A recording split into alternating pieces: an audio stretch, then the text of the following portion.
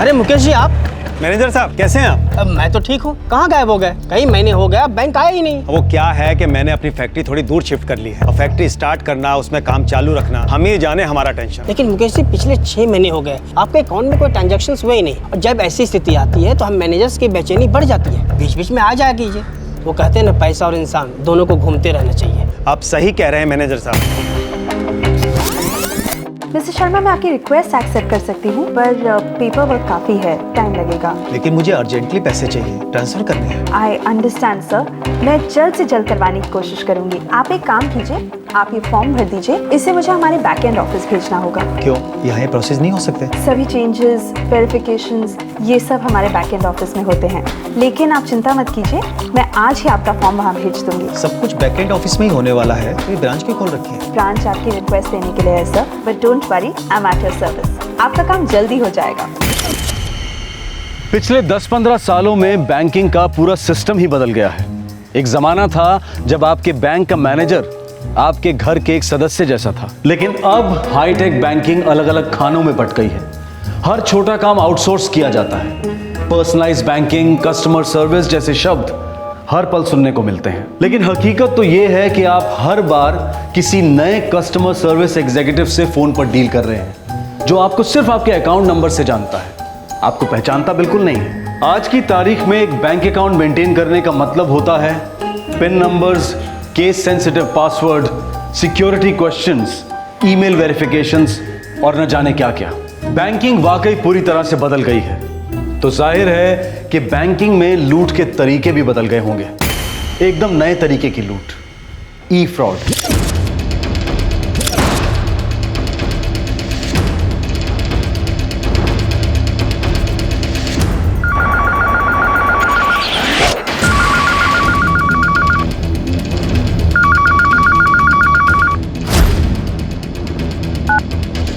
Hello hello, क्या ये mister Harish Thadani का लैंडलाइन नंबर है? जी हाँ, आप कौन बोल रहे हैं? जी, मेरी उनसे बहुत पुरानी पहचान है, कई साल हुए हम टच में नहीं हैं। जी आई एम सॉरी, हरीश जी की डेथ हो चुकी है। ओह गॉड, कब? जी 2 साल पहले। I am so sorry madam. It's okay. वैसे मेरा नाम मौसमी है, मैं उनकी बहू हूँ। क्या मैं आपकी कुछ मदद कर सकती हूँ? जी नहीं, कुछ नहीं, थैंक यू, बाय।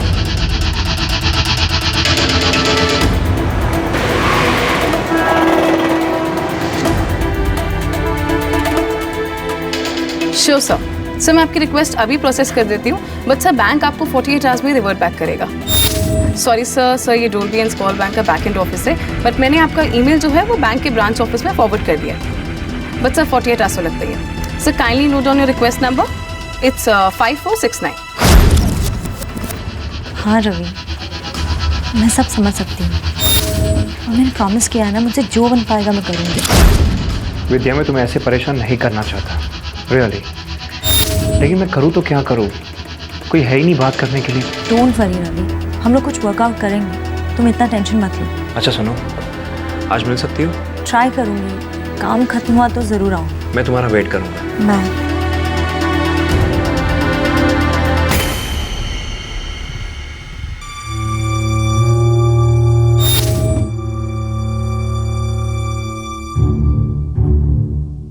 आनंद, रवि मेरा दोस्त है। और मैं तुम्हारा हस्बैंड हूँ विद्या। आनंद, रवि मेरा बचपन का दोस्त है, उसकी मदद करने वाला कोई नहीं है। चालाक है वो, यूज कर रहा है तुम्हें विद्या। प्लीज आनंद, 7 साल हो गए, तुम एक ही बात बार बार कहते रहते हो। और कहता रहूंगा विद्या, जब तक तुम्हारी आंखों और अकल पे पड़ी है इमोशनल पट्टियां ना खोल दो। आज तुम एक शादीशुदा औरत हो, हमारे रिलेशन के लिए कोई रेस्पॉन्सिबिलिटी है तुम्हारी विद्या। हमारी पूरी जिंदगी की प्लानिंग अभी बाकी है, और यह आदमी है कि हमारा ज्यादातर टाइम खा जाता है। आए दिन अपनी कोई नई फाइनेंशियल प्रॉब्लम लेके वो तुम्हारे सामने आता है, और तुम हो कि बेवकूफों की तरह उसे पैसे देती रहती हो। बस विद्या, मैं तुमसे बात कर रहा हूं, ठीक है? करती रहो तुम इस रवि की मदद, मैं तुम्हें कभी नहीं टोकूंगा, लेकिन तुम मुझे ये मत बोलना कि मैंने तुम्हें कभी फोन नहीं किया।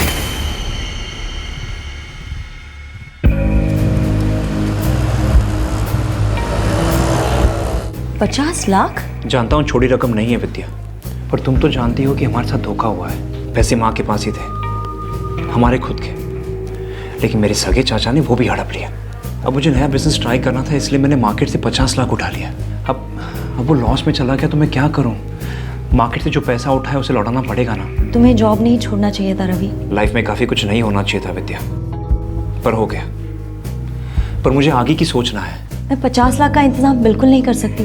मेरे पास इतने पैसे हैं ही नहीं, और ना मैं अपने पेरेंट्स से मांग सकती हूँ, और आनंद से पूछना तो it's out of the question. I am really sorry. Vidya, एक तरीका है, सांप भी मरेगा और लाठी भी नहीं टूटेगी। क्या? तुम्हारी company Mindspeak consultants Dolby and Scold के कंट्री वाइड अकाउंट्स हैंडल करती है ना? हाँ, तो विद्या, मेरे पास एक प्लान है।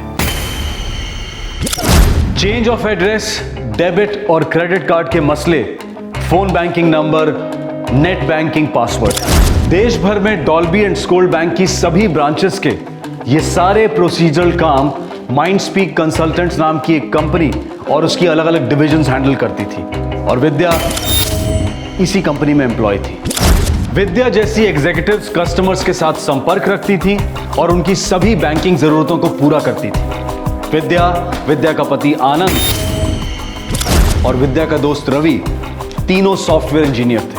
रवि बैक एंड ऑपरेशंस के सभी तौर तरीकों से वाकिफ था और उन्हें तोड़ मरोड़ के एक फ्रॉड करने की फिराक में था।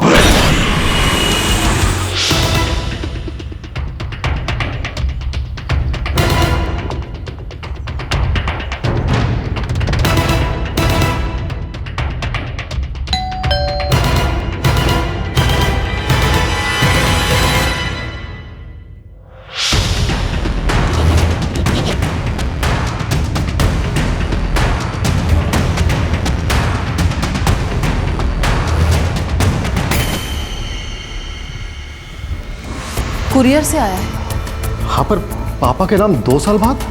अजीब बात है।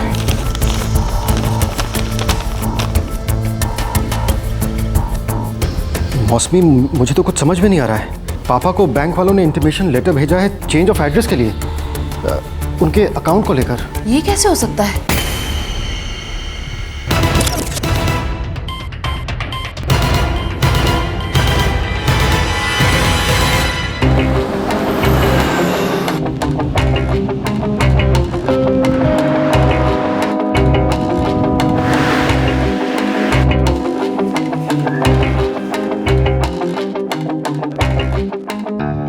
वाकई अजीब है।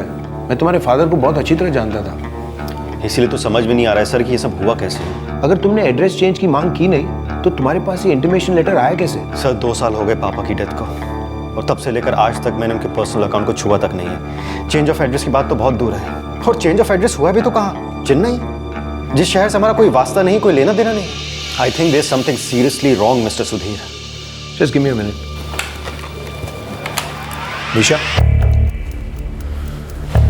मीशा, ये लेटर हमारे ब्रांच से मिस्टर थदानी के घर गया है।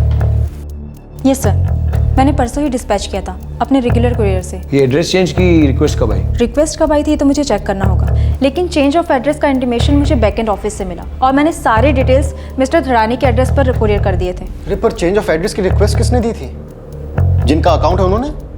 मिस्टर हरीश थदानी, मेरे फादर, वो तो गुजर चुके हैं और मैंने आपको कोई रिक्वेस्ट दी नहीं। मिस्टर संदीप, हम ये हमारे बैक एंड ऑफिस से चेक करेंगे। What is this back end operation? ये क्या होता है और कहाँ पर है? Mindspeak consultant Chennai. चेन्नई। आप टेंशन मत लीजिए, we'll sort this out. Misha, मुझे मिस्टर थदानी के पूरे अकाउंट के डिटेल्स चाहिए। He was a very esteemed customer of ours. Okay sir.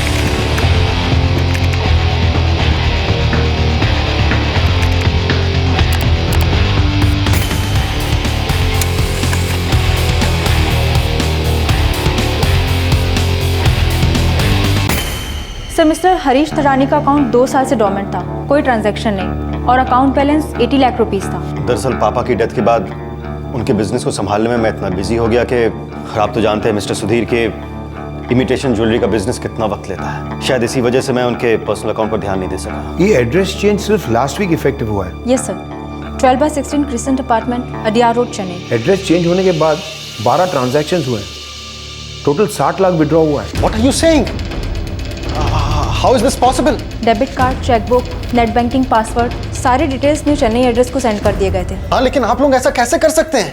पापा का नॉमिनी सिर्फ और सिर्फ मैं हूँ और मेरी जानकारी के बगैर आप लोग ऐसा कैसे कर सकते हैं? मुझे लगता है हमारे बैक एंड ऑफिस से बहुत बड़ी गलती हुई है। Sir, this is fraud.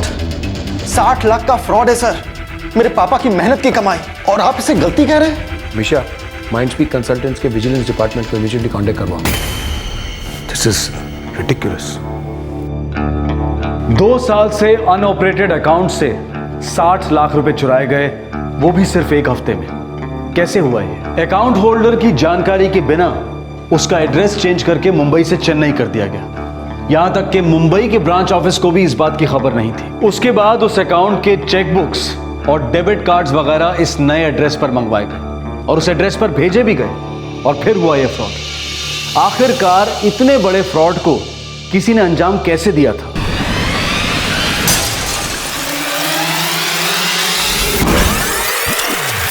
विद्या, मेरे पास एक प्लान है। कैसा प्लान? डॉल्बी एंड स्कूल के बैंक अकाउंट्स। एक मिनट रवि, तुम सोच क्या रहे हो? पहले मुझे बताओ, तुम मेरी मदद करोगी ना? पहले बताओ प्लान क्या है? जब मैं सीसी सॉफ्टवेयर में काम करता था तब हम एनबीसी के बैंक अकाउंट्स हैंडल करते थे। तब मैंने नोट किया कि इसमें से कई सारे बैंक अकाउंट्स सालों तक इनएक्टिव रहते हैं। ये फ्रॉड होगा। विद्या, सालों तक लाखों रुपए अनयूज पड़े रहते हैं और किसी को भनक तक नहीं पड़ेगी। और जब मेरे पैसे रिकवर हो जाएंगे हम उन अकाउंट्स में पैसे वापस डाल देंगे। देखो रवि, तुम मेरे बहुत अच्छे दोस्त हो, लेकिन ये बहुत गलत है और मैं अपनी रेपुटेशन रिस्क पर नहीं डाल सकती। 20 साल की फ्रेंडशिप है हमारी।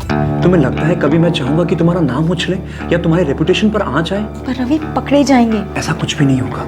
देखो, तुम सिर्फ वो अकाउंट्स की इन्फॉर्मेशन मुझे ला के दो जो कई महीनों से या सालों से इनएक्टिव पड़े हैं। That's it. बाकी सारा मैं संभाल लूंगा विद्या। एंड आई रिपीट, तुम्हें कुछ नहीं होगा, तुम्हारा नाम बीच में नहीं आएगा।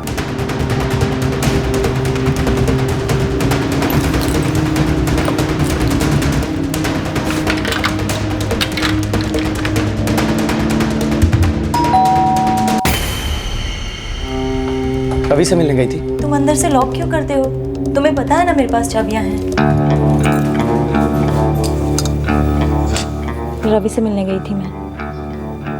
अर्जेंटली मिलना था उसे, मुश्किल में फंस गया है वो।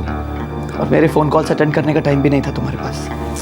लेती तो वही बात होती ना। रवि के साथ हो, क्या कर रही हो, कब तक आओगी? विद्या तुम क्या आनंद, हम एक दूसरे को 7 साल से जानते हैं, साथ में काम शुरू किया, प्यार किया, शादी की। मैं सिर्फ तुमसे प्यार करती हूँ आनंद। रवि सिर्फ मेरा बहुत अच्छा दोस्त है, वो मेरे भाई जैसा है। विद्या, मैंने ऐसा कभी नहीं कहा कि तुम्हारा रवि के साथ कोई अफेयर चल रहा है, और ना ही ऐसा कभी सोचा है मैंने। विद्या, मैं तुम्हें सिर्फ वो समझाने की कोशिश कर रहा हूँ जो तुम समझ नहीं रही हो। रवि सिर्फ तुम्हारे पैसों के पीछे है। तुमने आज तक उसे इतने सारे पैसे दिए हैं, लेकिन वो है कि उसने आज तक एक भी रुपया तुम्हें वापस नहीं किया। तुम मेरी पत्नी हो विद्या, प्यार करता हूँ तुमसे। क्या मुझे इतना भी अधिकार नहीं कि तुम्हें किसी तरह की प्रॉब्लम से बचाऊं? हर बार सोचता हूँ, कहता भी हूँ खुद से कि तुम्हें नहीं टोकूंगा। विद्या, मैं हमारे परिवार को बनने से पहले टूटते हुए नहीं देखना चाहता। Believe me.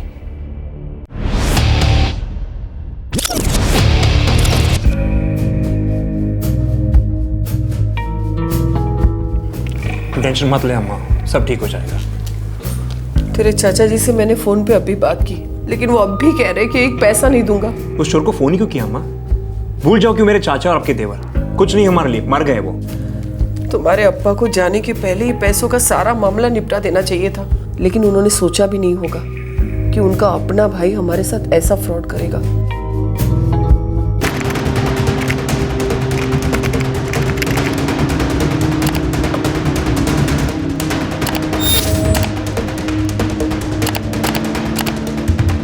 थोड़ा टाइम लग रहा है रवि।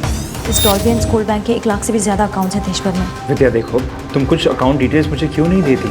मैं अपनी तरफ से लिस्ट बनाऊंगा ना। लिस्ट ऑफिस से बाहर निकालना पॉसिबल नहीं है। विद्या, पेन ड्राइव पे लोड कर सकती हो। पेन ड्राइव ऑफिस के अंदर लाना अलाउड नहीं है, स्ट्रिक्ट चेकिंग होती है यहाँ। तुम माइंडस्पीक कंसल्टेंट की सीनियर एम्प्लॉय हो, तुम ऑफिस रात को जा सकती हो और पेन ड्राइव को कैसे अंदर ले जाना है, यू नो इट राइट? ठीक है, ट्राई करती हूँ। आई एम सॉरी विद्या, उस रात मैं कुछ ज़्यादा ही बोल गया। इट्स ओके, मैं समझ सकती हूँ। वो रवि कैसा है? ठीक है।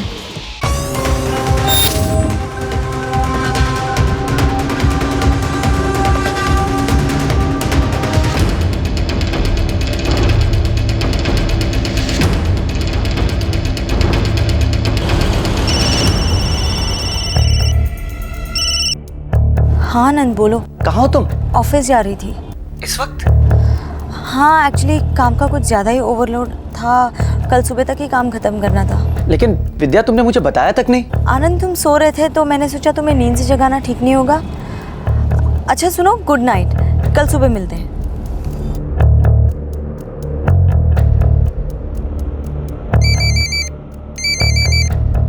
हाँ आनंद बोलो। रवि, मुझे अच्छी तरह पता है कि तुम हमेशा की तरह एक बार फिर बहुत बड़े कर्ज में डूब गए हो और इस बार इतना अंदर धंस चुके हो कि तुम्हारी बेस्ट फ्रेंड विद्या भी तुम्हें बाहर नहीं निकाल सकती। Am I right? Absolutely right आनंद।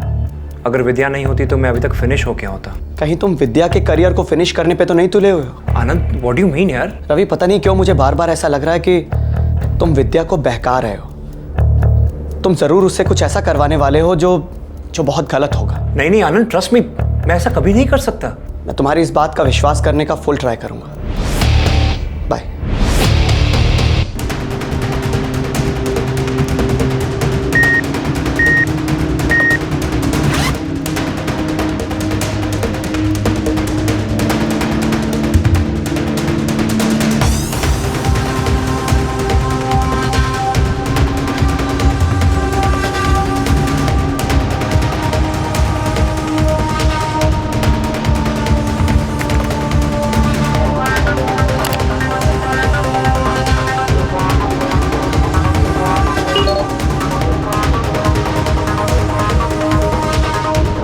हाँ रवि, ट्रांसफर हो गया।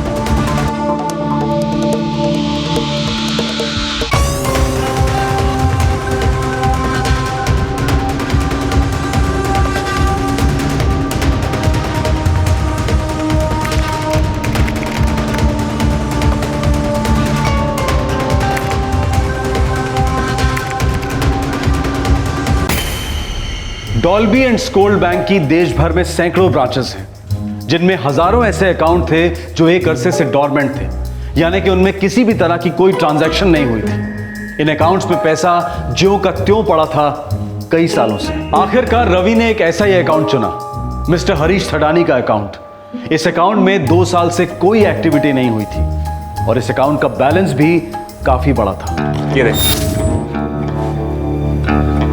हरीश थडानी? हाँ, मुंबई के फूड बेंच का अकाउंट है। 2 सालों से एक भी ट्रांजैक्शन नहीं हुआ। पूरे 80 लाख बैलेंस अकाउंट में बड़े सड़ रहे हैं। रवि, ये बहुत रिस्की होगा, कैसे होगा? क्या रिस्क होगा? 2 साल से पैसों पर मकड़ी का जाल बिछा हुआ है। क्रिमिनल है ऐसे पैसे पड़े रहना, किसी को पड़ी नहीं है, कोई मॉनिटर भी नहीं कर रहा है। And the best part, you know, the account holder mister Harish Thadani हमेशा के लिए डॉर्मेंट हो गया है। आई मीन 2 साल पहले ऑफ। तुम्हें कैसे पता चला ये? हरीश जी की डेथ हो चुकी है। ओह गॉड, कब? जी 2 साल पहले। I am so sorry madam. Vidya, मैंने सब कुछ पता लगा लिया है, सब सेट है। लेकिन उस अकाउंट से पैसे तुम कैसे बाहर निकलवाओगे? Net banking, debit card, chequebook. हाँ, लेकिन ये सब तो मिस्टर थडानी की फैमिली के पास होगा ना, मतलब जो उसका नॉमिनी होगा। मिस्टर थडानी की नई फैमिली मैं हूँ। एक काम करो, इस अकाउंट होल्डर का एड्रेस चेंज करवा दो और नए एड्रेस पर डेबिट कार्ड और चेकबुक भिजवा दो। तो मैं फटाफट उस अकाउंट से मेरे अकाउंट में पैसे ट्रांसफर कर दूंगा और जैसे मेरा काम हो जाएगा हम वापस रीट्रांसफर कर देंगे। सिंपल। क्या सिंपल रवि? कैसे होगा? होगा विद्या, देखो, चेंज ऑफ एड्रेस का रिक्वेस्ट ब्रांच ऑफिस जाएगा, राइट? फिर ब्रांच सारे डॉक्यूमेंट्स कलेक्ट करेगा और एक आउटसोर्स एजेंसी वेरीफाई करेगी। फिर वो सारे पेपर्स तुम्हारे कंपनी यानी बैकएंड ऑफिस आएंगे। मतलब जो भी चेंजेस होने होंगे, मतलब यहाँ तुम्हारे माइंडस्पीक कंसल्टेंट के ऑफिस में होंगे और जो चेकबुक और डेबिट कार्ड है वो तुम ही डिस्पैच करोगे। लेकिन 2 साल पहले गुजरा हुआ आदमी Harish Thadani change of address की रिक्वेजिशन कैसे भेजेगा? एक मिनट, ये देखो, ये उसके ई सिग्नेचर है। अब इसे कॉपी करना कोई रॉकेट साइंस तो नहीं है ना? मतलब फॉर्जरी? विद्या, इसमें किसी का नुकसान नहीं हो रहा है, मैं बस पैसों पे लगी दीमक को साफ कर रहा हूँ। और सुनो, इस सिग्नेचर को हम कॉपी करके वहाँ यूज़ करेंगे। लेकिन सारे पेपर्स पहले ब्रांच जाते हैं, फिर आउटसोर्स एजेंसी के पास जाते हैं, फिर वो पुरानी एड्रेस पर जाकर वेरीफाई किए जाते हैं। ये सारा प्रोसीजर स्किप कर दो, बात यहाँ तक जानी नहीं चाहिए। तुम सीधे अपने ऑफिस से एड्रेस चेंज कर देना और फिर अपने ऑफिस से नए एड्रेस पर चेकबुक और डेबिट कार्ड को डिस्पैच कर देना। वो जैसे मुझे मिलते हैं मैं उस अकाउंट से पैसे अपने अकाउंट में ट्रांसफर कर दूंगा और मेरा काम हो जाएगा विद्या। लेकिन हरीश थडानी का अकाउंट मुंबई की ब्रांच में है और वो मेरे अंडर नहीं आता और मैं अपने कंप्यूटर से उसमें लॉगिन नहीं कर सकती। मुंबई ब्रांच का इंचार्ज कौन है? मेघना। तो पासवर्ड मांग लो इस मेघना से, अब कह दो कि तुम्हारा सर्वर डाउन है। कोई अपना पासवर्ड नहीं डिस्क्लोज करता, ये तुम भी जानते हो। तो दुनिया में कभी कोई हिम्मत करके ऐसे काम नहीं करता। मांगो उसे, मेघना तुम्हारी दोस्त है और तुम पर कौन शक कर सकता है?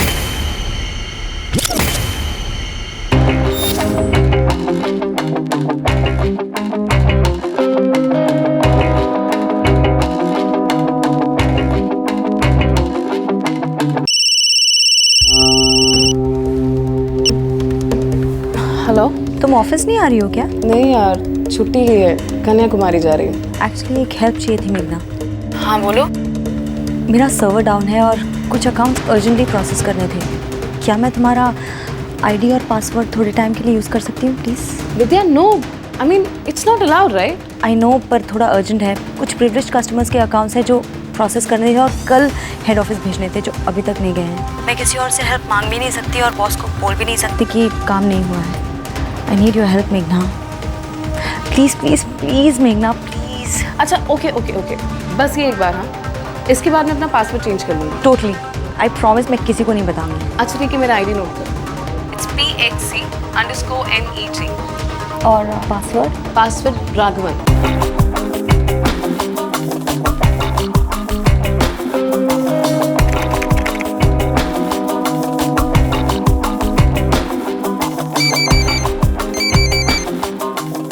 हाँ रवि, वो नया address 12/16 crescent apartments, idea road, Chennai. 1 महीने के लिए ये फ्लैट मैंने किराए पे लिया है। चेंज ऑफ एड्रेस 2 दिन में इफेक्टिव हो जाएगा। नॉर्मली इतना टाइम लगता है। पर ये सिचुएशन तो नॉर्मल नहीं है ना। तुम मेघना के सिस्टम से लॉगिन करो और प्रोसेस जल्दी करवाओ। 12 घंटे में हो सकता है। तुम बैकएंड में हो, तुम्हें कोई क्वेश्चन नहीं करेगा विद्या। ओके।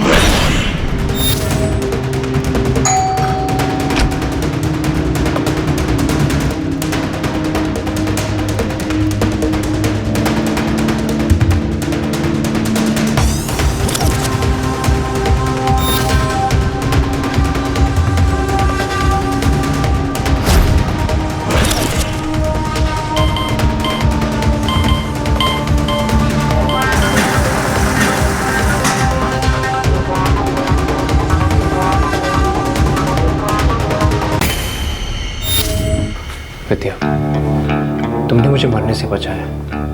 मेरी माँ की जिंदगी बचाई है तुमने। तुम्हारी ये हेल्प मैं जिंदगी भर नहीं भूलूंगा। मुझे बहुत डर लग रहा है। मैंने आज तक कोई गलत काम नहीं किया। मैं कभी किसी के लिए ऐसा नहीं करती और कभी नहीं करूंगी। डोंट वरी विद्या, किसी को कुछ पता नहीं चलेगा। Trust me.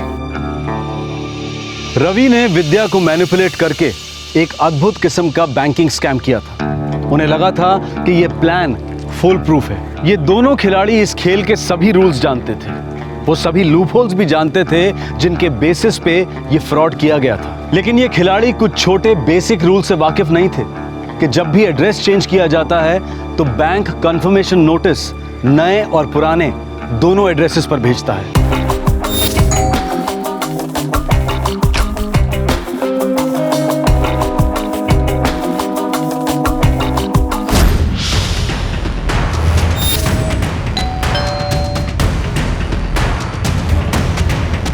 रवि और विद्या ने कभी सपने में भी नहीं सोचा था कि उनका फ्रॉड पकड़ में आएगा और वो दोनों पकड़े जाएंगे।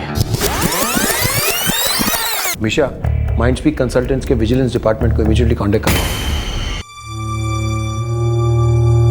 लेकिन सर, जब कोई क्रॉस वेरिफिकेशन हुई ही नहीं तो फिर ये हुआ कैसे? हुआ है मिस्टर मेनन, इसलिए तो मैं कह रहा हूँ बिना कोई वेरिफिकेशन के ये सब किया गया है।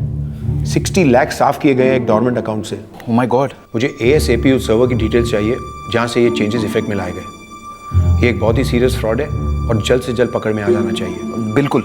सर, आप प्लीज़ मुझे एक फॉर्मल कंप्लेंट भेज दीजिए। अपना ईमेल चेक करो, भेज दिया है।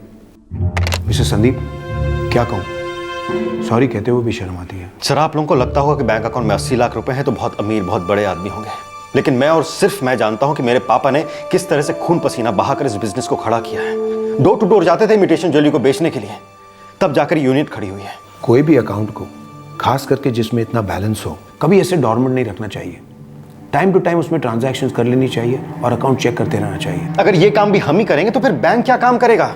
बैंक के पास पब्लिक का पैसा सिक्योर है कि नहीं है? और अगर नहीं है तो आपके कस्टमर केयर एग्जीक्यूटिव दिन में 15 बार फोन क्यों नहीं करते हमें ईमेल क्यों नहीं भेजते कि सर आपका अकाउंट डॉर्मेंट है, ट्रांजैक्शन कीजिए प्लीज? क्योंकि जब बात आती है होम लोन की, कार लोन की, दूसरा अकाउंट खोलने की, तो आपके कस्टमर एग्जीक्यूटिव्स हम पर चील की तरह झपट पड़ते हैं। तो फिर अब क्यों नहीं? पापा के जाने के बाद अगर आपने हमें बता दिया तो क्लोज कर देता अकाउंट, पैसे कहीं और इन्वेस्ट कर देता मैं आपका गुस्सा समझ सकता हूं, but believe me, this is the rarest of rare cases. ये क्रिमिनल एक्ट है सर। आपके पर्सनलाइज्ड बैंकिंग और ई बैंकिंग के एडवर्टाइजमेंट पर सवालिया निशान उठाता है। वो तो गनीमत है लेटर मेरे हाथ लग गया, वरना तो मुझे इस फ्रॉड के बारे में पता ही नहीं चलता, और शायद आपको भी नहीं। सर, मिस्टर थडानी का एड्रेस चेंज रिक्वेस्ट जिस सर्वर से इफेक्टिव किया गया है उसका आईपी एड्रेस है 1.345.1.A.BRF.435। लॉगिन और आईडी किसका है?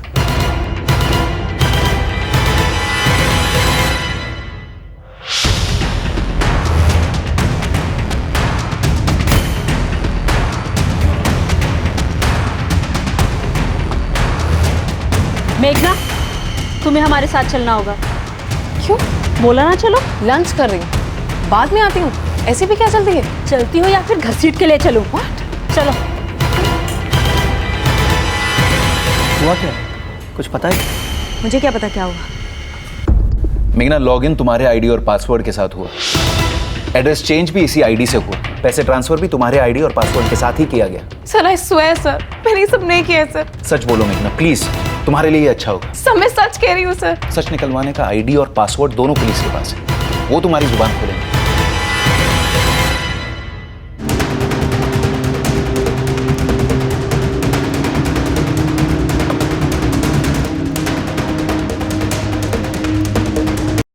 What? विद्या, ये तुम क्या कह रही हो? कहा था ना मैंने, पकड़े जाएंगे। मेघना को पुलिस लेकर गई है, हमारी भारी। टेंशन मत लो, मैं जो कह रहा हूँ ना वो ध्यान से सुनो। टेंशन नहीं लो, पुलिस से क्या बोलूंगी मैं?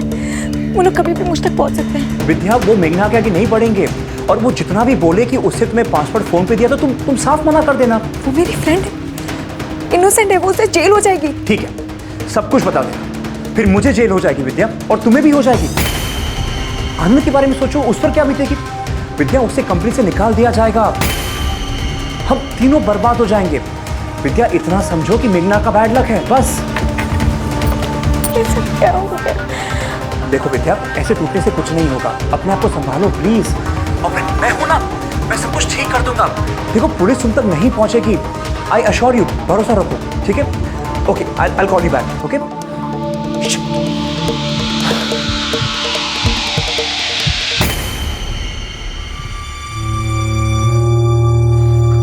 फ्रॉड किया है, मेघना ने फ्रॉड किया है, ऐसा ऑफिस में बोल रहे हैं। ध्यान काम में था तो सुना नहीं मैंने। विद्या, विद्या क्या हुआ? Tell me Vidya, what happened? Vidya, game is over. Murali sir, ये क्या कह रहे हैं आप? What game?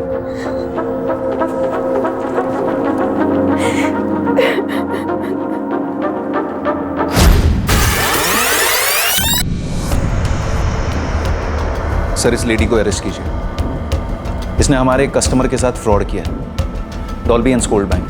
ये कुछ बता नहीं रही है, लेकिन हमारे पास कॉन्क्रीट एविडेंस है। Sir please sir, I am not. मेघना, वन लास्ट चांस, यहाँ पर बताओगी तो तुम्हारे लिए अच्छा होगा, पुलिस स्टेशन में तुम्हारे लिए अच्छा नहीं होगा, ये तुम जानते हो। Sir I have not done anything sir, please sir, एक मिनट सर, एक मिनट सर, ये सब किस दिन हुआ है सर? 13 अगस्त। सर 13 से 18 अगस्त तक मैं लीव पर थी sir. Sir I was in Kanyakumari. और सर 13 अगस्त को मुझे विद्या ने भी फोन किया था, वो मुझसे मेरा आईडी पासवर्ड मांग रही थी सर। मेरा सर्वर डाउन है और कुछ अकाउंट्स अर्जेंटली प्रोसेस करने थे। क्या मैं तुम्हारा आईडी और पासवर्ड थोड़े टाइम के लिए यूज़ कर सकती हूँ प्लीज़? मेघना, ये रियल लाइफ है, कोई बी ग्रेड फिल्म या टेलीविजन सीरियल नहीं कि तुम जो भी बकोगी हम लोग मान लेंगे। You think we are stupid? Stupid तो मैं थी सर, वो मेरी सीनियर है, और उस दिन जब उसने मुझे फोन किया तो वो बहुत रिक्वेस्ट कर रही थी, उसने कहा कि उसका सर्वर डाउन है। सर शी इज राइट, 13 से 18 के बीच में मेघना छुट्टी पे थी।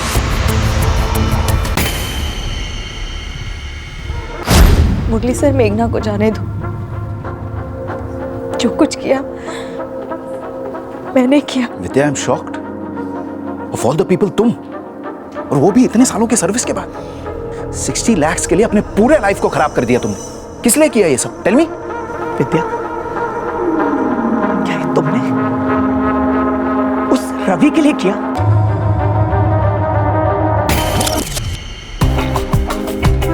विद्या ने जैसे ही रवि को फ्रॉड पकड़े जाने की खबर दी, रवि गायब हो गया। पुलिस अब तक उसे पकड़ नहीं पाई है।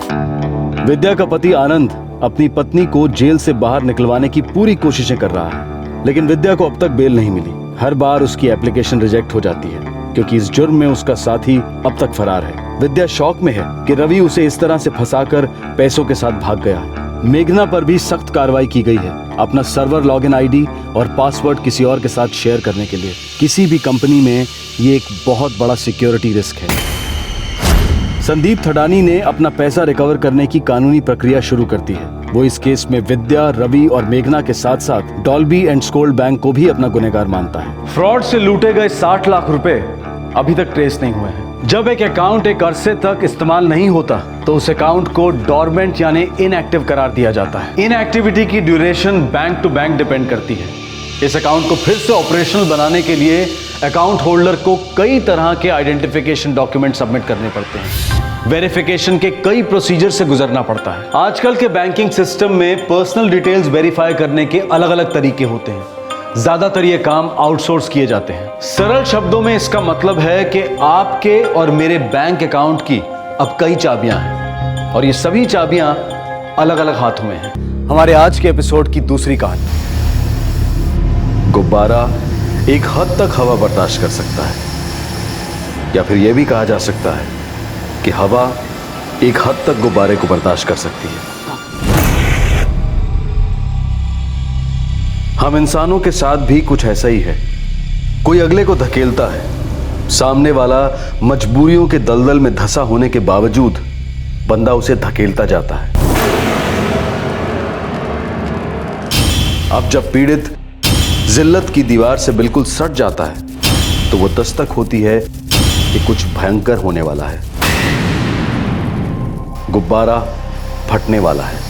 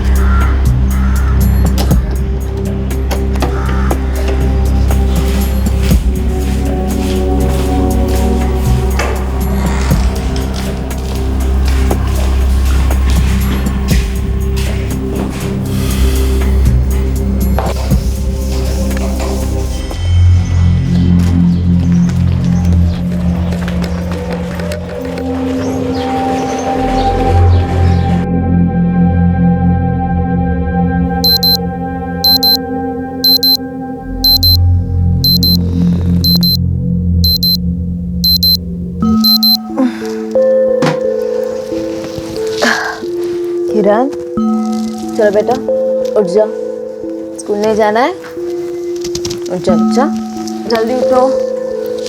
किरण जल्दी उठो, ब्रेकफास्ट में क्या खाओगे?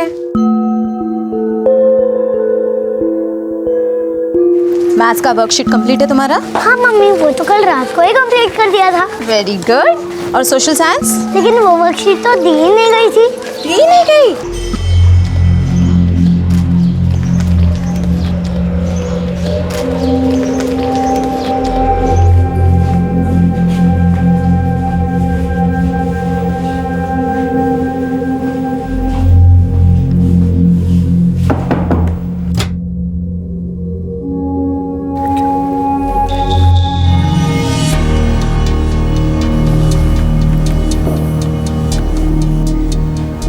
रवि, हाँ? इधर आना। क्या हुआ? है कुछ। सुप्रिया का कॉलेज सुबह 8 बजे शुरू होता है, इसलिए वो सुबह 6:30 बजे यहाँ आती है। मतलब सुबह की बैच में सिर्फ एक ही लड़की होती है और तुम दोनों 2 घंटे इस कमरे में बंद रहते हो? अनीता, ये क्या कह रही है तुम? सुप्रिया स्टूडेंट है मेरी। स्टूडेंट होगी मगर बच्ची तो नहीं है ना। रवि, तुम मुझे सच सच बताओ कि ये सब क्या हो रहा है? तुम्हारा दिमाग खराब हो रहा है। 25 स्टूडेंट्स है तुम्हारे, उनमें से सिर्फ एक ही लड़की है जिसका सुबह कॉलेज होता है और सिर्फ एक ही लड़की है जिसके लिए तुम्हें सुबह 6:30 बजे क्लासेस खोलने पड़ते हैं। अनीता, सुप्रिया एक बहुत ही हार्ड वर्किंग स्टूडेंट है। अभी उसके सब्जेक्ट्स ऐसे हैं कि उस बेचारी का मॉर्निंग कॉलेज होता है, इसमें उसकी क्या गलती है? और इतनी मेहनती लड़की। कितनी मेहनती है वो तुम ही जानते, मगर मुझे इतना दिखाई दे रहा है कि तुम उस पर जरा ज्यादा ही मेहनत कर रहे हो।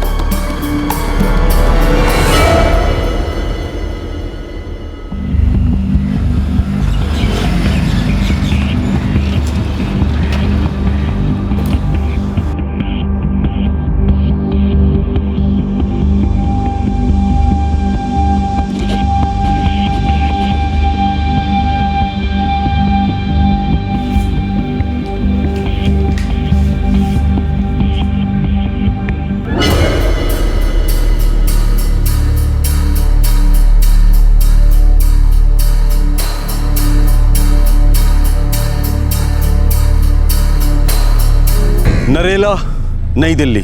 रवि डिसूजा अपनी छोटी सी कोचिंग क्लास को चलाए रखने के लिए दिन रात हाथ पैर मार रहा था। ऊपर से उसकी पत्नी अनीता शक कर रही थी कि उसके अपनी एक स्टूडेंट सुप्रिया के साथ अवैध संबंध है। रवि जिंदगी के उस चौराहे पर खड़ा था जहां दबाव, तनाव, तंगी और जज्बात चारों मिलकर उसका गला घोट रहे थे। रवि आजादी चाहता था, खुलकर शांति से सांस लेना चाहता था, कहीं दूर, बहुत दूर।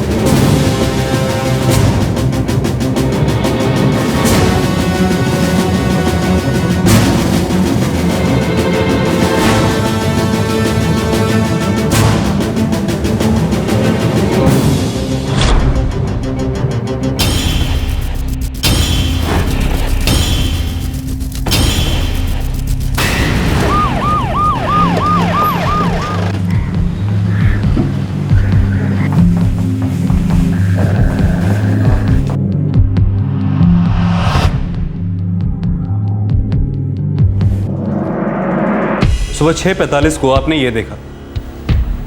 जी मैं रवि के लिए चाय लेकर आई थी। इतनी सुबह सुबह क्लास शुरू करते हैं आपके हस्बैंड? जी वो घर से 6 बजे निकल जाते हैं। रोज? लगभग रोज। रवि की सेलफोन पर ट्राई किया आपने? उनका सेलफोन 4 दिन पहले ही पानी में गिर गया था, रिपेयर के लिए दिया है। उनका सेलफोन नंबर क्या है? 44455668। 36D, 3rd lane, Narela main market, Saint Thomas English speaking classes. Sir, forensic रास्ते में ही है। ये औरत अनीता, रवि डिसूजा की पत्नी, शॉक में है। थोड़ी देर रुककर इससे फिर बात करते हैं।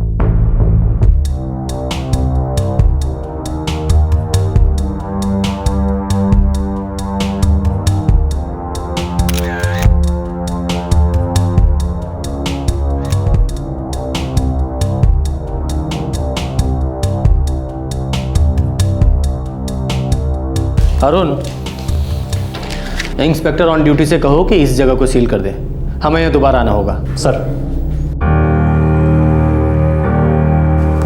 क्या हुआ मम्मा? पापा कहाँ है? पापा को क्या हुआ है मम्मा? पापा को कुछ नहीं हुआ बेटा, पापा जल्दी घर आ जाएंगे। मुझे कुछ नहीं पता बेटा कहाँ चले गए।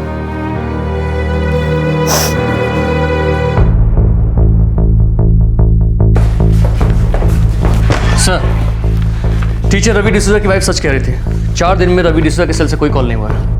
कहा था अंजाम बुरा होगा। ये वार्निंग, ये संदेश, यही इशारा है। ये कोई आपसी दुश्मनी का केस हो सकता है? हो सकता है सर। सर, ये नेशनल पीपल्स बैंक की तरफ से आया लोन का नोटिस है जो मुझे क्लासरूम से मिला। रवि डिसूजा ने 1.5 लाख का लोन लिया था सर, जो चुका नहीं पा रहा था। बैंक से आया वो ये 15वां नोटिस है। रवि डिसूजा की पत्नी अनीता कुछ छुपा रही है हमसे। चलो।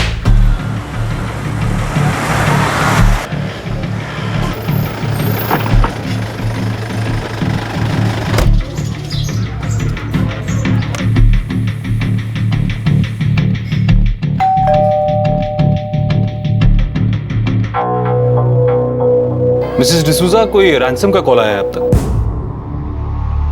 कहा था अंजाम बुरा होगा। ये कोई इशारा, कोई पहेली मालूम होती है। क्या मतलब हो सकता है इसका मिसेस डिसूजा? मुझे नहीं मालूम सर। क्या आपको ये मालूम है कि आपका पति कर्ज में डूबा था? नेशनल पीपल्स बैंक से 1.5 लाख का लोन था जो पिछले 6 महीने से चुकाया नहीं गया, और ये बैंक का 15वां नोटिस है। सर, रवि ने कोचिंग क्लासेस शुरू करने के लिए बैंक से लोन लिया था। क्लासेस अच्छी तरह से चल नहीं रहे थे सर। क्या कोई ऐसा था जो आपके पति को धमका रहा था अनीता जी? जी, रवि ने बैंक के अलावा कुछ दोस्तों से भी लोन लिया था।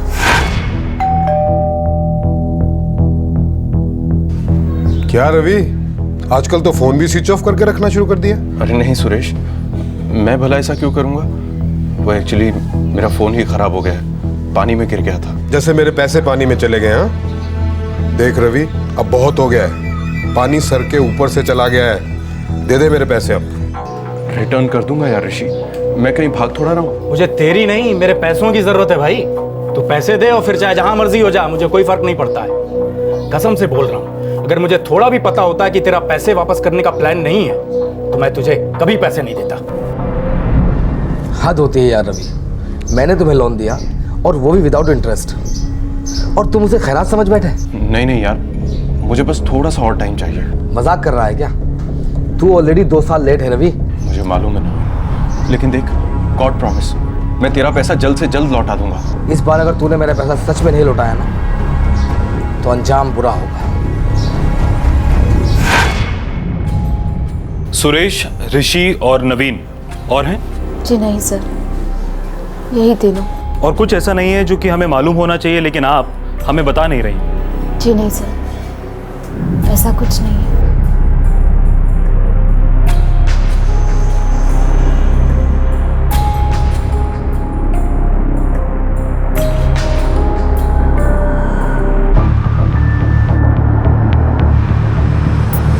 सर, ये रवि और अनीता, इन दोनों ने भागकर शादी की थी। दोनों के माँ बाप इस शादी के खिलाफ थे। ये करीब 7 साल से इसी इलाके में रह रहे हैं। माँ बाप कहाँ रहते हैं? सर, अनीता का मायका तो यहीं नरेला में है, रवि सहारनपुर से है। पर माँ बाप खिलाफ क्यों थे? सर, रवि धर्म से हिंदू था और अनीता क्रिश्चियन।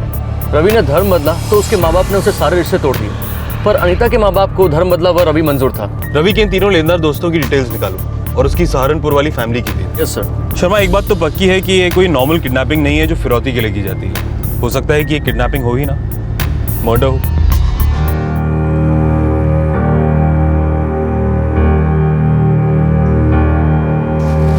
किरण, बेटा खाना खाने चल। मम्मी, पापा के साथ किसने ऐसा किया है? पापा को किसने मारा तो नहीं? ऐसा नहीं बोलते, कभी नहीं बोलते। देखो, पुलिस अंकल पापा को ढूंढ रही है, जल्दी वापस आ जाएंगे। गॉड से प्रे करेंगे कि तुम्हारे पापा जल्दी से जल्दी वापस आ जाए। ठीक है?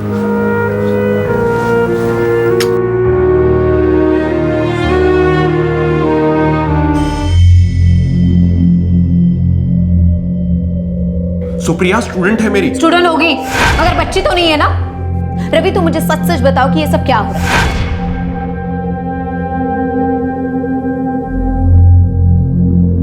एक दिन बीत गया, लेकिन इस बात पर अभी तक कोई क्लैरिटी नहीं थी कि रवि डिसूजा का अपहरण हुआ है या फिर हत्या।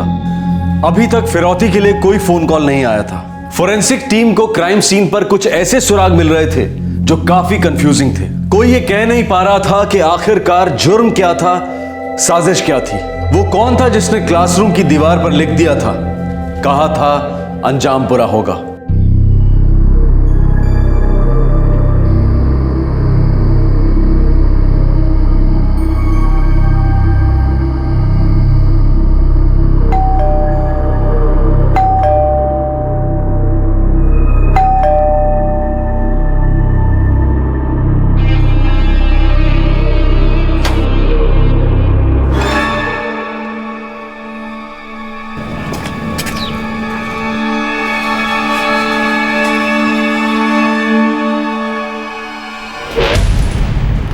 सर 2 साल पहले रवि ने मुझसे 30,000 रुपये लिए थे और ये कहा था कि 2 हफ्ते में लौटा दूंगा, लेकिन आज तक कुछ पता नहीं सर।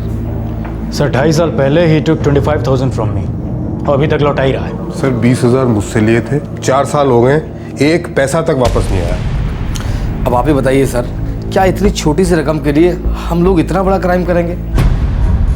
इतनी छोटी सी रकम के लिए तुम तीनों ने रवि को तरह तरह से धमकियां दी, इंसल्ट किया, तो किडनैप भी तो कर सकते थे। सर कैसे करेंगे, हम लोग कोई क्रिमिनल थोड़े ही हैं, बस बातों ही बातों में उसको डराते रहते थे ताकि वो हमारे पैसे दे दे। सर इतना सब कुछ हो जाने के बाद भी वो हमारा अच्छा दोस्त है, और आप तो जानते हैं कि दोस्तों में ऐसा होता रहता है, रियल में ऐसा कौन करेगा? सर सच तो यह है कि हम लोगों की सिर्फ इतनी गलती है कि हमने उसको पैसे उधार दिए और उससे वापस मांगे। अब कोई और हमारी आड़ में ये गेम खेल रहा है ताकि उसका कुछ फायदा हो और हम लोग फंस जाएं। रवि ने बैंक के अलावा कुछ दोस्तों से भी लोन लिया था। कहा था अंजाम बुरा होगा। तुम तीनों में से किसने कहा था ये?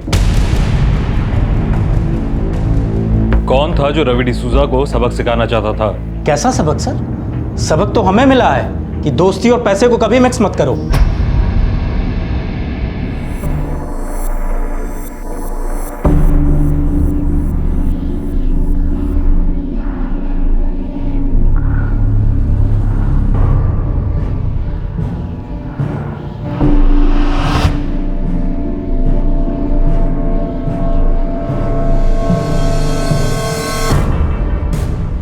सर कोचिंग क्लासेस के अभी भी 5 स्टूडेंट्स बाकी हैं।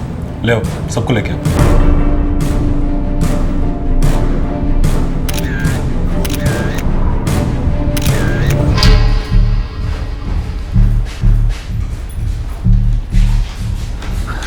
अजीब बात है सर, रवि डिसूजा की तो किसी से कोई खास दुश्मनी भी नहीं थी। उससे भी ज्यादा अजीब तो यह है कि उसकी सुबह की क्लास में कोई भी नहीं था सिवाय एक लड़की के, सुप्रिया। उससे मेरी बात हुई है सर, दिल्ली से बाहर है, कल तक वापस आ रही है।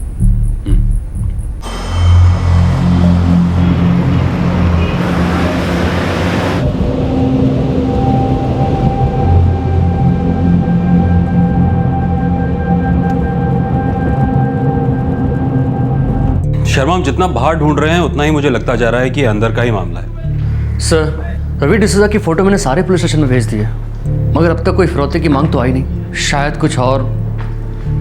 तुम्हें लगता है कि उसे मार डाला गया शर्मा?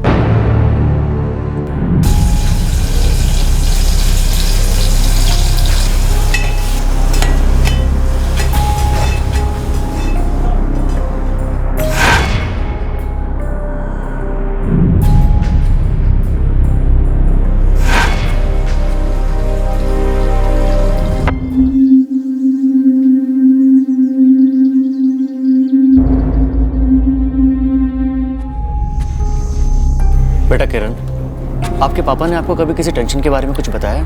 No uncle. देखो बेटा, हमें डर है कि शायद आपके पापा के साथ कुछ बुरा हुआ है, और हम ये जानना चाहते हैं कि ऐसा होने के लिए पहले क्या हुआ होगा। हमें डाउट है कि आपकी मम्मी हमसे कुछ छुपा रही है, सच नहीं बता रही है। अनीता, सुप्रिया सिर्फ स्टूडेंट है मेरी, तुम ऐसे ही छोटी सी बात का बतंगड़ बना रही हो। सिर्फ वही क्यों? कोई और क्यों नहीं? सिर्फ वही एक अकेली है जो सुबह 6:30 बजे आ सकती है। वाह। देखो अनीता, पहले ही मेरे सर पे परेशानियां कम नहीं है, ऊपर से तुम मेरी मदद करने के बजाय किसी फालतू से अफेयर का शक कर रही हो। अब मुझे एक और सरदर्द नहीं चाहिए, प्लीज। मुझे भी सरदर्दी नहीं चाहिए, पर मुझे सब समझ में आ रहा है। सच्चाई छुपती नहीं है, सब दिखाई दे रहा है मुझे कि क्या हो रहा है। खाक समझ में आ रहा तुम्हें। अगर मुझे किसी लड़की से अफेयर करना होता तो मैं उसे मिलने के लिए अपनी कोचिंग क्लासेस में बुलाता, जहां तुम जब चाहे सीधा घुस सकती हो। जरा लॉजिक का तो सोचो यार। लॉजिक तो परफेक्ट है। तुम्हें लगा कि तुम मेरे नाक के नीचे अफेयर कर लोगे और मुझे कुछ पता ही नहीं चलेगा। मुझे लगेगा कि स्टूडेंट और टीचर का रिश्ता है और मैं नजरअंदाज कर दूंगी।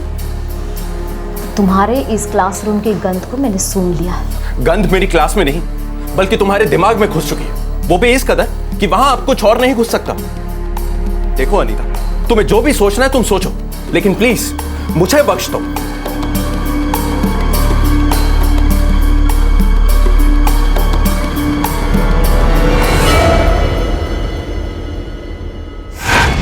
अच्छा बेटा, एक बात बताओ, आपके पापा मम्मी के बीच जिस लड़की को लेकर झगड़ा हो रहा था उसका नाम सुप्रिया ही है ना?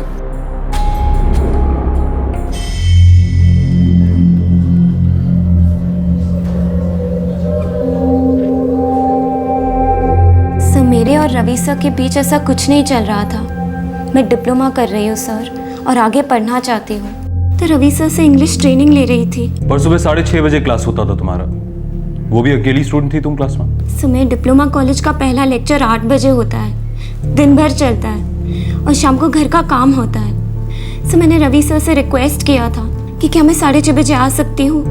उन्होंने कहा हाँ, और मैं आती थी सर, और कुछ नहीं होता था वहाँ पर। अनीता मैडम का शक बिल्कुल सच नहीं है सर। मैंने कभी कोई गलत काम नहीं किया सर, और सर ने भी कभी कुछ गलत नहीं किया। और तुम रोज सुबह 6:30 बजे क्लास के लिए पहुंच जाती थी, लेकिन सिर्फ उस दिन सुबह तुम क्लास के लिए क्यों नहीं गई जिस दिन तुम्हारे रवि सर गायब हुए? सर क्योंकि उस सुबह मेरा क्लास ही नहीं था। मैंने एक दिन पहले ही रवि सर को बताया था कि मैं नहीं आ सकती।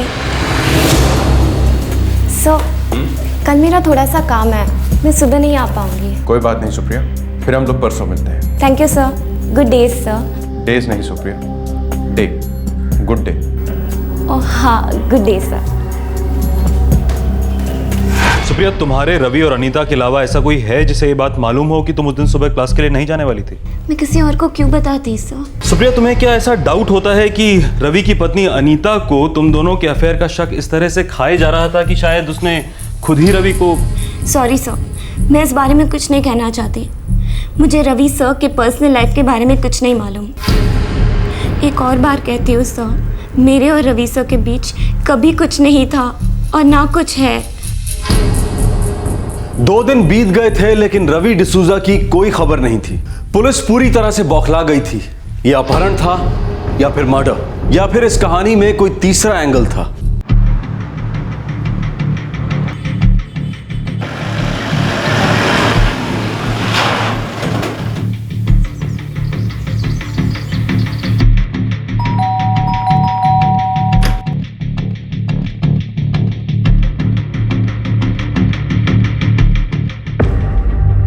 जब से उसने हमारा धर्म छोड़ा था, हमारे लिए जैसे वो रहा ही नहीं। सारे नाते तोड़ लिए थे हमने उससे। जब वो यहाँ रहता था तब किसी से कोई दुश्मनी जो कि अब निकाली गई हो? मुझे नहीं पता। वो मेरा वो लड़का रवि किसी मुसीबत में फंस गया होगा साहब। वैसे वो बहुत अच्छा इंसान है। समाज के सामने हमने भले ही उससे सारे नाते तोड़ लिए हों, पर खून है वो मेरा, और है तो है। मैं अपने खून को अच्छी तरह से जानता हूं। आज तक उसकी किसी से कोई दुश्मनी नहीं है। पूरी जिंदगी में एक थप्पड़ तक नहीं मारा उसने किसी को। बहुत मेहनती था वो, तगड़ा दिमाग था उसके पास। तीनों भाइयों में सबसे अच्छा पढ़ता था, होशियार भी था। कितने अरमान।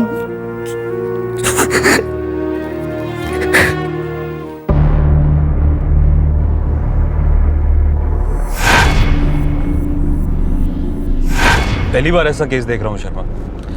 ये भी पता नहीं लग पा रहा है कि ये किडनैपिंग का केस है या मर्डर का, और ना ही ऐसा कोई सुराग हाथ लग रहा है जो जुर्म के कारण की तरफ इशारा करता है। और सर, गायब होने के ठीक 4 दिन पहले से रवि ने ना तो किसी को कोई कॉल किया और ना ही कोई कॉल रिसीव किया।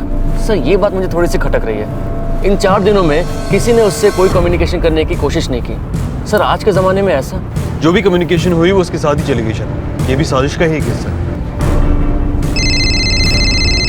हेलो इंस्पेक्टर नागर, मजा है यार। कोचिंग क्लासेस के क्राइम सीन को लेकर कुछ ज़रूरी फाइंडिंग्स मिली हैं, आपके साथ डिस्कस करनी है। जी मुझे 2 घंटे दीजिए, मैं भी आपके लैब पहुंचता हूँ। ओके, मैं वेट कर रहा हूँ। ज़मीन से खून के निशानों को साफ किया गया है, सबूत मिटाने की कोशिश हुई है। जो खून ज़मीन पर स्प्रेड आउट हुआ लग रहा है वो दरअसल लाश घसीटने की वजह से नहीं, पोछा मारने से हुआ। तो आपका मतलब है कि कोई पहले बॉडी को कोचिंग सेंटर के बाहर लेकर गया और फिर लौट कर क्राइम सीन से सारे सबूतों को मिटा गया? यस, पॉसिबिलिटी है।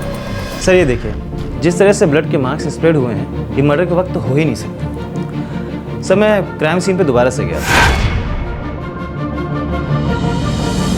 और सर ये खून का ट्रेल ऐसा लगता है कि जानबूझकर कोई हमारे लिए छोड़ के गया है। शायद कोई संदेशा या इशारा। इंस्पेक्टर, हमें शक है ये एक नेचुरल क्राइम सीन नहीं है कि कुछ हुआ और बस हमें सुराग मिल गया। यहाँ कुछ चीजें प्लांट की गई है, ये एक प्लान है महज वारदात नहीं। ये तो मुझे भी काफी समय से लग रहा था मुझे। क्राइम सीन नेचुरल नहीं था, उसे जानबूझकर बनाया गया था।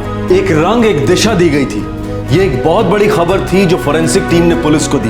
पुलिस का शक अब यकीन में बदल गया था कि ये जुर्म एक सोची समझी साजिश थी। क्या थी ये साजिश? कौन था इसके पीछे?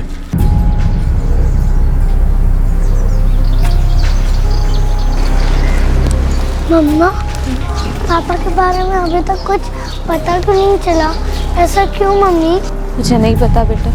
बोलो ना मम्मी, पापा को क्या हुआ?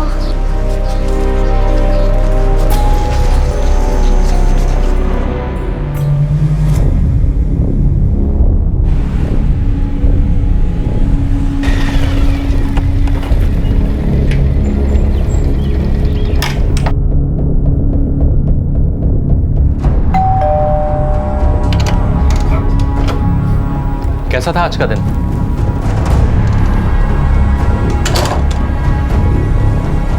ठीक था यार।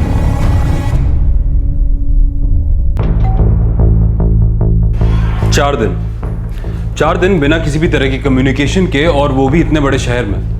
बहुत मुश्किल है संभाल लेना। हो सकता है रवि डिसूजा का फोन रिपेयर हो गया हो, मगर उसने अपनी वाइफ से छुपाया हो। क्यों छुपाया हो? ताकि वो उसे कॉल ना कर सके। उनके बीच झगड़ा भी चल रहा था सर, उस लड़की सुप्रिया को लेकर। और सर, फोन रिकॉर्ड्स में भी 4 दिन के किसी भी इनकमिंग आउटगोइंग कॉल का जिक्र नहीं है। शर्मा, इस फोन का हमारे हाथ लगना बेहद जरूरी है।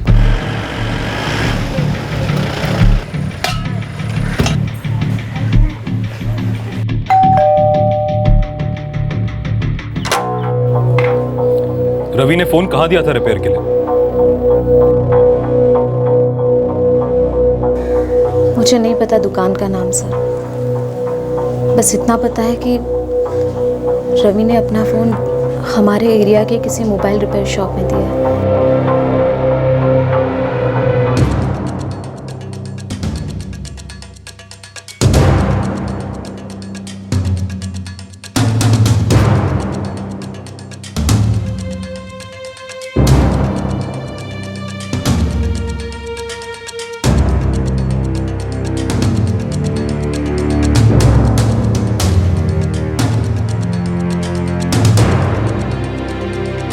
हाँ जी सर, बिल्कुल जानता हूँ, ये रवि सर है। हमारी दुकान में इन्होंने मोबाइल रिपेयर कराया था।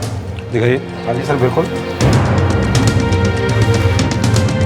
देखिए सर, 4 सितंबर को फ़ोन ठीक कराने के लिए देके गए थे और 8 सितंबर को फ़ोन बनकर रेडी था और शाम को वो ले गए।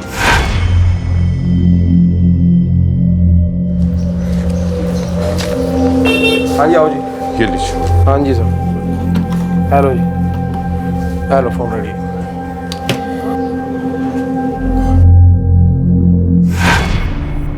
आठ सितंबर की शाम को रवि अपना फोन ले गया था, पक्का? जी सर, पक्का है। देखिए, एंट्री है। लेकिन उससे अपना फोन तो स्विच ऑन किया ही नहीं, सिम कार्ड डाला ही नहीं। आपके सामने सिम कार्ड डाला था? दरअसल उन्होंने सिम कार्ड नहीं डाला था, मैंने खुद डाल के दिया था।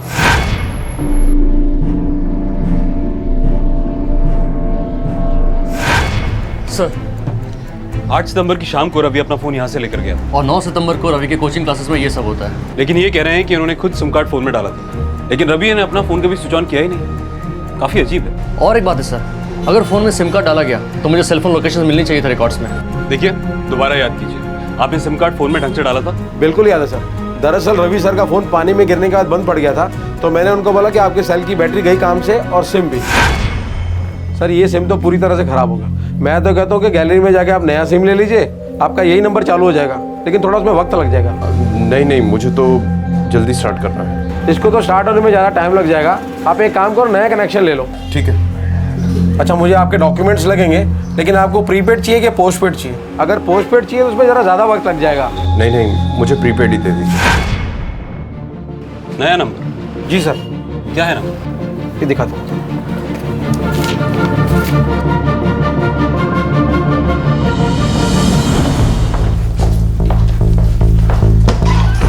सर, रवि डिसूजा का नया नंबर 44467675। 8 सितंबर की शाम को इसे स्विच ऑन किया गया था। सर, पहला कॉल इस 444568 पर हुआ था। कहाँ का नंबर है ये? देहरादून।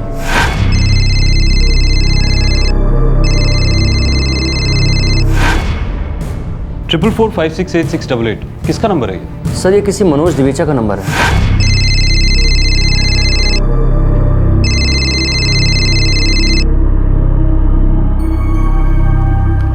हेलो मनोज, रवि बोल रहा हूँ यार। हाँ रवि बोल। सब खैरियत? Manoj दिवेचा, 12/17 clock tower, Dehradun. कोई कुछ बोलेगा नहीं, हम सीधा वहां जाएंगे और डायरेक्ट पता लगाएंगे। यार अनीता और किरण को भी साथ ले आता। हाँ यार, लाना चाहिए था। लेकिन तू जब यहाँ पर है तो तेरी कोचिंग का क्या? लंबी छुट्टी? हाँ, सोच रहा हूँ यार अब परमानेंट छुट्टी करता हूँ। ये तू क्या बोल रहा है रवि? हाँ यार, अब तुझसे क्या छिपाना, क्लासेस तो जैसे बंद करने की नौबत आ गई है। फीस बढ़ाओ तो स्टूडेंट्स ही नहीं आते, और मौजूदा फीस और स्टूडेंट्स में तो कुछ बचता ही नहीं है यार। रवि, अगर नए टीचर्स रखे तो? यार आजकल हर टीचर अपना खुद का क्लास खोलना चाहता है। अगर नया टीचर रखूंगा तो उसे मोटी सैलरी देनी पड़ेगी। अब मेरी जेब तो जब देखो तब खाली ही है यार। सॉरी यार, पर मुझे अंदाजा ही नहीं था। बुरे दिन चल रहे हैं यार, और ऊपर से कुछ नहीं यार, कुछ नहीं।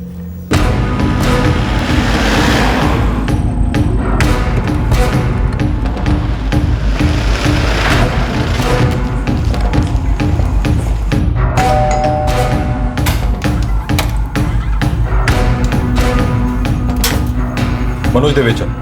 हाँ जी, आप लोग कौन? दिल्ली पुलिस। रवि डिसूजा का है? रवि डिसूजा यही है, लेकिन बात क्या है सर?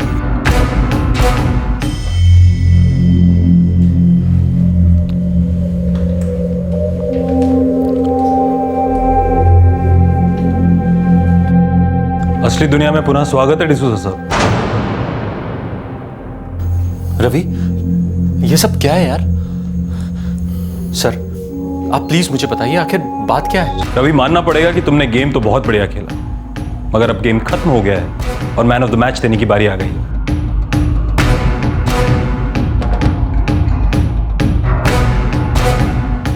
इंस्पेक्टर साहब, मेरा यकीन कीजिए, मुझे इन सब के बारे में कुछ भी नहीं पता। बस 8 सितंबर को रवि का फोन आया था, इसने बोला मैं आ रहा हूं। मैंने बोला ठीक है, आ जा। यार मनोज, मैं तेरे पास आ रहा हूँ, देहरादून। बढ़िया रवि, तू आ जा। बड़े अरसे से मिले भी नहीं है यार। पर ये अचानक तेरा ट्रिप कैसे बना? बस यार कुछ काम है, और कुछ और भी है, आकर बताऊंगा तुझे। ठीक है यार, तू आ जा। अनीता और किरण भी आ रहे हैं ना?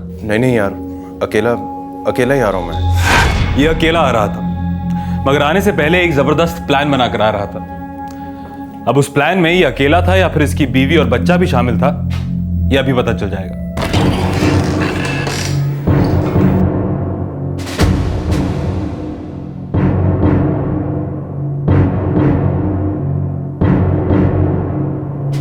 कहाँ थे तुम रवि? क्या हुआ कोचिंग क्लास में? रवि, सर अनीता को इसके बारे में कुछ भी मालूम नहीं है। जो कुछ भी हुआ, जो कुछ भी किया, उसके लिए सिर्फ मैं ही जिम्मेदार हूं।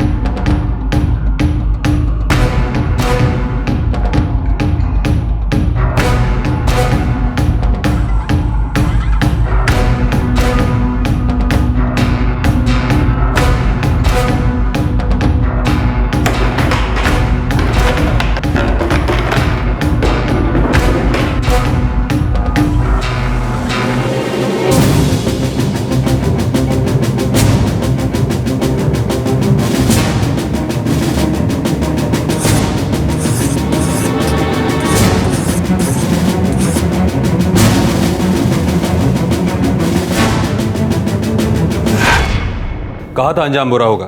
ये संदेशा किस लिए और किसके लिए छोड़ा था तुमने रवि?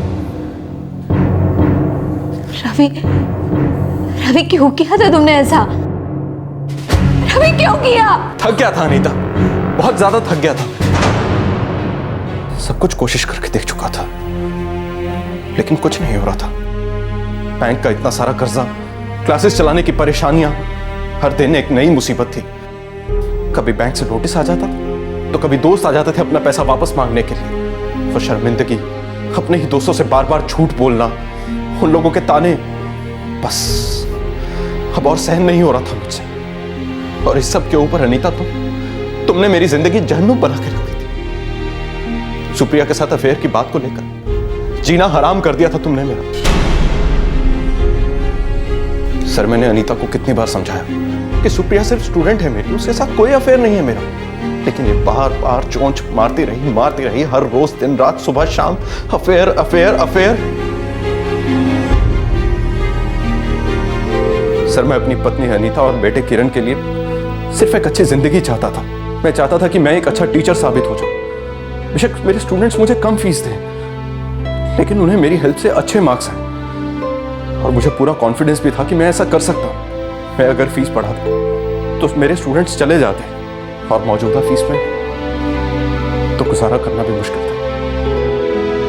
कर्ज ने मेरी कमर तोड़ के रख दी थी सर, लेकिन अनीता के सुप्रिया के साथ अफेयर वाले तानों ने मुझे अंदर तक तोड़ के रख दिया। मैं तो सुसाइड करना चाहता था, लेकिन हिम्मत ही नहीं। जब भी कोशिश की, मेरे बेटे किरण का चेहरा हर बार मेरे सामने आ गया। उसे अकेला छोड़कर कैसे चला जाता। मैंने अनीता को समझाने की बहुत कोशिश की कि सुप्रिया के साथ मेरा कोई अफेयर नहीं है, स्टॉप दिस टॉर्चर प्लीज। बस इसीलिए मैं ये बचकाना सा स्टूपिड सा प्लान बना बैठा। I am guilty for this inspector, I am very sorry. Ravi D'Souza ऐसा कोई नहीं जिस पर टेंशन नहीं, दबाव नहीं।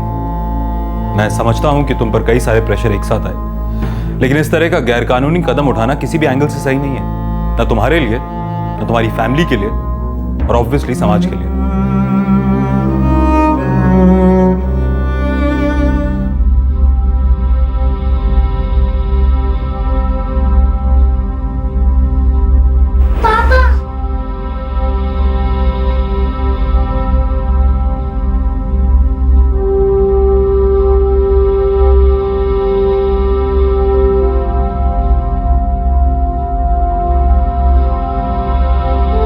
रवि डिसूजा को मैजिस्ट्रेट के सामने पेश किया गया। मैजिस्ट्रेट ने उसे स्टेट मशीनरी को इस कदर गुमराह करने के लिए सख्ती से डांटा, लेकिन उसे छोड़ भी दिया। आखिरकार रवि ने किसी की जान माल को नुकसान तो नहीं पहुंचाया था। रवि अपनी पत्नी तक एक संदेश पहुंचाना चाहता था, लेकिन उसका तरीका बिल्कुल गलत था। यह कदम ना सिर्फ निंदनीय है, बल्कि खतरनाक भी। रवि के अपने कारण रहे होंगे डिस्टर्ब होने के, मेंटली टॉर्चर फील करने के, लेकिन इस तरह से अपनी बात सामने रखना, यह एक दस्तक है, मजबूत दस्तक है कि सामने वाले का मानसिक संतुलन खो गया है। हर शादी उतार चढ़ाव देखती है, लेकिन एक दूसरे के साथ संतुलित दिमाग से कम्युनिकेट करना एक रिश्ते में अनिवार्य होता है। ऑफ कोर्स ये बिल्कुल उतना आसान नहीं है जितना सुनने में लगता है। इसकी वजह से ये बेहद जरूरी है कि हर जोड़े का एक सपोर्ट सिस्टम हो। परिवार का कोई बुजुर्ग, अच्छे दोस्त या फिर रिश्तेदार, ये सभी एक शादी को संभालने में मदद कर सकते हैं। इस केस में रवि ये पूरा ड्रामा करके अपने दोस्त मनोज के यहाँ जाकर छुप गया। अगर उसने पहले से ये सारी बात अपने दोस्त मनोज को बताई होती तो शायद वो उसकी मदद कर पाता। अगर किसी जोड़े के पास ऐसा कोई रिश्तेदार या दोस्त नहीं है तो प्रोफेशनल मैरिज काउंसलर हर शहर और कस्बे में मौजूद है। आज के दौर के शहरी जीवन में मेंटल इलनेस हर घर की सच्चाई है, और इस पर पर्दा डालने से किसी का भला नहीं हुआ है। और एक आखिरी मुद्दा, कर्ज, लोन्स। एक बार फिर एक कॉमन समस्या जो हर कोई कभी ना कभी फेस करता है। आर्थिक मुश्किलात का पहाड़ चढ़ना बहुत मुश्किल है, लेकिन संतुलन खोने से कर्ज अपने आप तो कम नहीं हो जाएगा ना। जरूरत है कि कर्ज में धंसने की शुरुआत में ही हम एक रियलिटी चेक करें कि क्या ये बिजनेस या प्रोफेशन वाकई मेरे लिए सही है, क्या कोई विकल्प नहीं है। जिंदगी के रास्ते में फूल किसी को नहीं मिलते, हाँ कांटे किसी को कम, तो किसी को ज्यादा मिलते हैं। इन कांटों से कब जूझना है, कब समझौता करना है, ये हम सब के लिए चैलेंज है। आपसे फिर मुलाकात होगी क्राइम पेट्रोल दस्तक में एक और नए केस के साथ। इस तरह के और भी एपिसोड देखने के लिए हमारे चैनल को सब्सक्राइब करें और बेल आइकन दबाना ना भूलें।